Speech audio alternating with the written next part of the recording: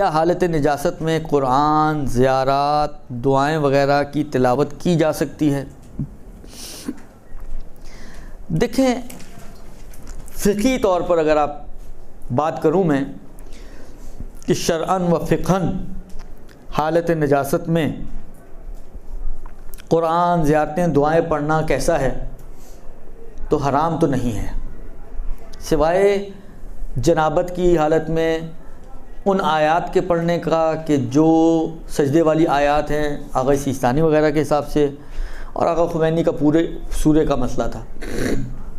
ان کو چھوڑ کر باقی نہ قرآن پڑھنا حرام ہے، نہ دعا پڑھنا حرام ہے، نہ زیارت پڑھنا حرام ہے۔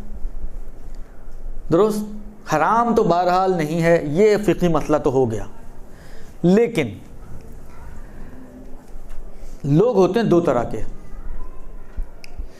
کچھ ایسے لوگ ہوتے ہیں کہ جو انتہائی سست، ہو گیا تو ہو گیا اور رہ گیا تو رہ گیا، جوش جوش میں جو کر لیا وہ کر لیا، جو رہ گیا وہ رہ گیا۔ کچھ ہوتے ہیں کہ نہیں، اتنے سست نہیں ہوتے، بالآخر اگر ابھی نہیں گیا تو تھوڑی دیر بعد کر لیں گے جا کے۔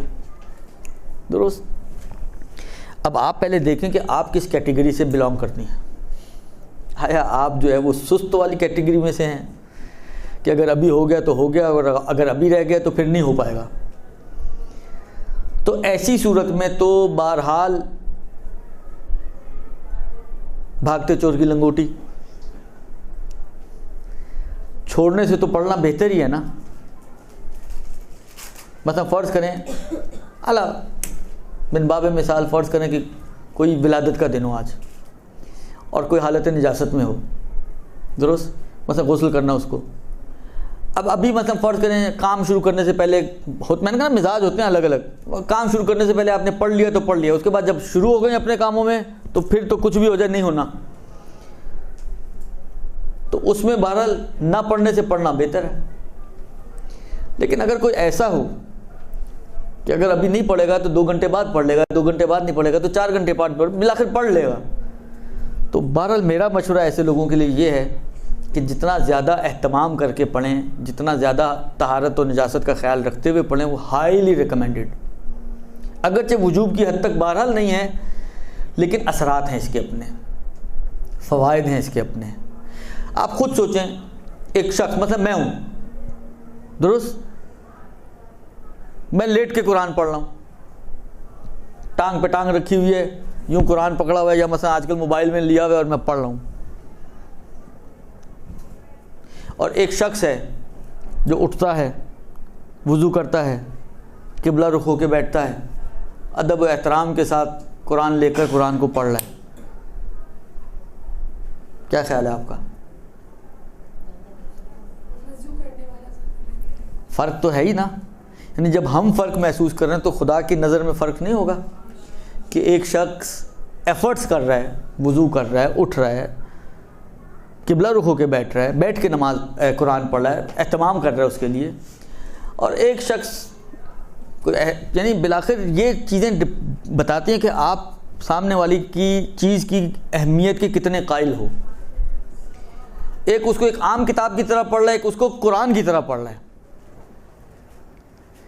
ایک زمانہ تھا جب ہمارے بزرگوں میں یہ ویلیوز موجود تھیں، مثلا نیاز بناتے تھے تو بڑے اہتمام سے بناتے تھے، کوئی نجس عورت اس کمرے میں نہیں آ سکتی تھی، اس کمرے کو پہلے دھویا جاتا تھا، حالانکہ گھر نجس نہیں ہوتا تھا، لیکن اس کے باوجود اہتماماً اس کو پاک دوبارہ سے پاک کیا جاتا تھا، باوضو ہو کر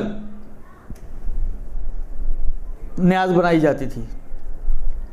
یہ اچھی ویلیوز تھیں، لیکن بہرحال ہم ہی لوگوں نے، میں اب اس میں عوام سے زیادہ اپنے آپ کو قصوروار اس لیے کہوں گا کہ ہم ہی لوگوں نے یہ کہہ کے کہ یار یہ واجب نہیں، وہ واجب نہیں، یہ ضرورت نہیں، وہ ضرورت نہیں، ہم نے آہستہ آہستہ ان ویلیوز کو ختم کر دیا۔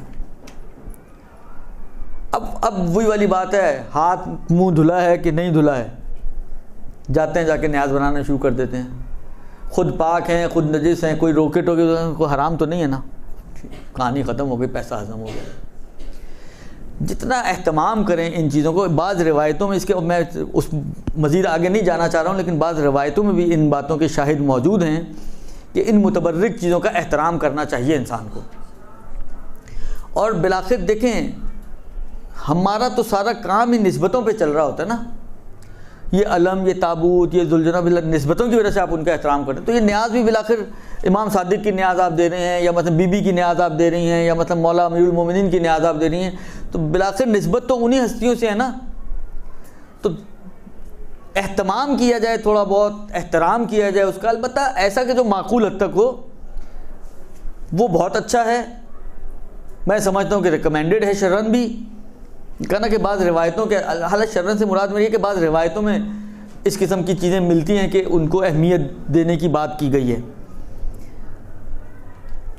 اور جہاں تک وجوب و حرمت کی باتیں ہیں تو بھلے واجب بھی نہیں ہے اور حرام بھی، یعنی واجب نہیں ہے کہ آپ یہ اہتمام کریں، اور نہ کرنا حرام بھی نہیں ہے. آپ جس طرح ہیں اسی حالت میں آپ قرآن پڑھیں، آپ زیارتیں پڑھیں، آپ دعائیں پڑھیں.